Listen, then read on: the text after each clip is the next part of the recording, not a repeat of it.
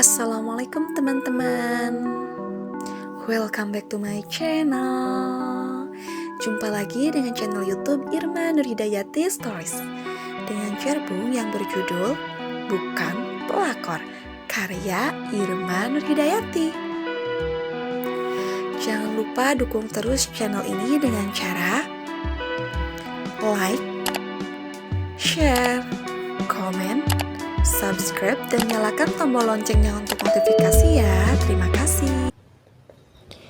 Kenapa Mas Danis tidur di sini? Cubitan keras mendarat di perut. Aku yang setengah sadar mencoba mengabaikannya, lalu kembali menarik tubuh Naura untuk berbaring. Bukannya diam, wanita itu malah berteriak, memaki, dan memukul-mukul tubuhku. Jangan berisik, kupingku sakit. Tidurlah, aku masih sangat mengantuk. Aku melingkarkan tangan di perutnya, mengabaikan rasa sakit atas cubitan dan pukulan pada setiap inci tubuhku. Kapan lagi bisa memeluknya seperti ini? Jikapun nanti dia marah besar, toh aku bisa memberinya alasan kalau apa yang kulakukan pagi ini karena setengah sadar. Lepaskan tanganmu dari tubuhku, Mas. Kita jangan seperti ini. Mungkin menurut negara kita masih sah menjadi suami istri, tetapi tidak untuk agama. Baca kembali buku nikahmu, Mas. Aku memang tidak pernah memberimu nafkah batin, tetapi setiap bulan aku selalu memberimu nafkah belanja. Walaupun begitu, aku tidak keberatan kalau kita menikah lagi, biar sah di mata negara dan juga agama.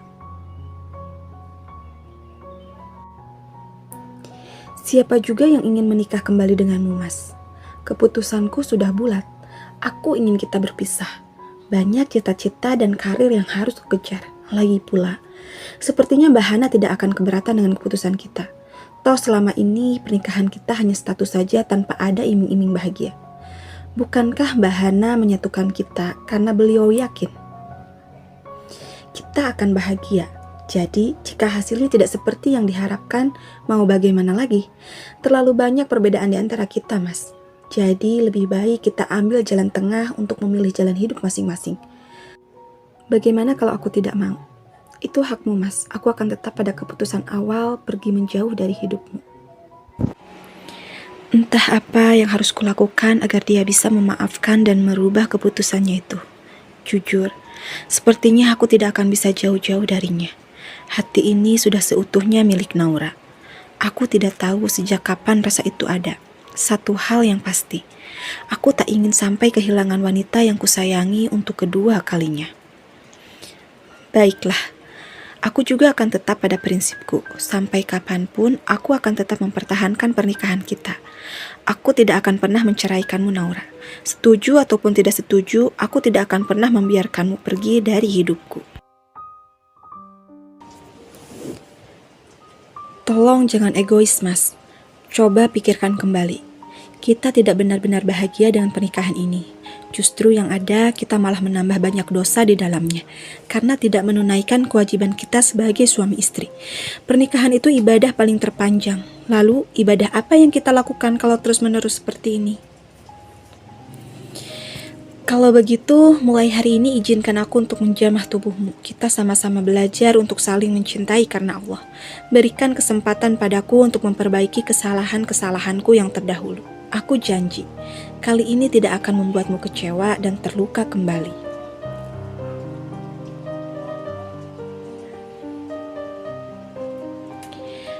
Naura menggeleng singkat. Tidak semudah itu, Mas. Jujur, aku pernah belajar untuk mencintaimu. Tetapi saat rasa itu mulai tumbuh, sikap kasarmu justru membuat rasa itu hancur kembali. Apakah Mas bisa merasakan bila berada di posisiku? Membangun rasa itu tidak mudah, tetapi dengan mudahnya Mas menghancurkannya kembali. Aku tidak ingin kehancuran yang kesekian kali. Lagi pula, kamu jangan bodoh, Mas. Bukankah kamu dikelilingi banyak wanita cantik dan tajir melintir? Tidak sulit bagimu untuk mendapatkan pendamping. Di luar sana pasti banyak wanita yang berlomba-lomba untuk mendapatkan hati dan cintamu. Setelah mengatakan itu, Naura langsung beranjak dari ranjang. Aku mengajak rambutku prestasi. Mengapa begitu sulit untuk meluluhkan hati wanita seperti Naura? Sungguh di luar prasangkaku saat di awal-awal nikah dulu. Kukira dia wanita murahan, tetapi ternyata justru dialah satu-satunya wanita yang pernah kutemui yang sangat sulit untuk ditaklukkan hatinya. Salah, jika dia berpikir aku akan menyerah. Sampai kapanpun aku tidak akan pernah melepaskannya. Aku rela mempertaruhkan apapun asalkan dia tetap berada di sampingku. Aku berdecak kesal saat kehilangan jejak Naura. Entah kemana perginya wanita itu. Satu hal yang kutakutkan, dia akan menemui Marcel. Aku mencoba menelpon, tetapi tak kunjung diangkat. Rasanya hati dan pikiranku tak tenang. Bagaimana jika firasatku benar, kalau seseorang yang akan ditemuinya ternyata lelaki itu? Sedang apa kamu di sini, Danis? Sepertinya semenjak kebangkrutan usahamu itu, kamu seringkali mondar-mandir di jalanan. Aku tersenyum kecut. Pucuk dicinta ulam pun tiba. Kebetulan sekali, aku bertemu dengan Marcel di sini. Aku akan memberi peringatan padanya agar menjauh dari Naura. Tapi sebelum itu ku coba intip ke dalam mobil, memastikan kalau Naura memang tidak sedang bersamanya. Kebetulan sekali bertemu denganmu, Marcel. Ku ingatkan padamu, jangan dekati istriku lagi. Dia milikku. Selamanya hanya akan menjadi milikku. Marcel terkekeh. Bukankah kamu tidak pernah mau mengakuinya? Kenapa sekarang berubah pikiran? Lagi pula, apakah kamu yakin Naura akan bersedia kembali kepadamu setelah banyak luka dan kecewa yang kau torehkan padanya? Di mana-mana perempuan itu tidak akan pernah kembali pada lelaki yang sudah banyak menyakitinya. Lebih baik sekarang kamu fokus saja pada perusahaanmu yang sudah gulung tikar itu. Biar Naura yang menjadi urusanku. Mendengar itu, emosiku tak tertahan. Aku langsung menarik kerah baju Marcel. Sekali lagi kamu berani menyentuh dan mendekatinya, maka aku tidak akan pernah tinggal diam. Kamu akan berurusan denganku. Dengan kasar, Marcel menghempaskan tanganku dari kemejanya.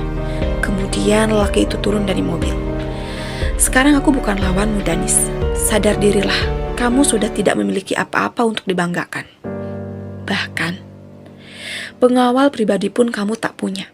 Jadi jangan sok mengancamku. Kalau saja aku mau, detik ini juga aku bisa saja menghabisimu. Perihal Naura, kamu tenang saja. Dia bukan wanita tipeku. Aku hanya sekedar merasa penasaran saja dengan sikapnya yang jutek. Setelah dapat yang ku mau, aku akan mengembalikannya padamu. Kurang ajar. Aku langsung melayangkan satu pukulan keras di wajahnya. Selama ini dia sok berlagak baik di depan Naura. Ternyata di belakangnya tengah merencanakan sesuatu yang buruk. Pegang dia, perintah Marcel pada anak buahnya. Mereka langsung mencekal tanganku, lalu tanpa ampun Marcel meninju wajah dan perutku.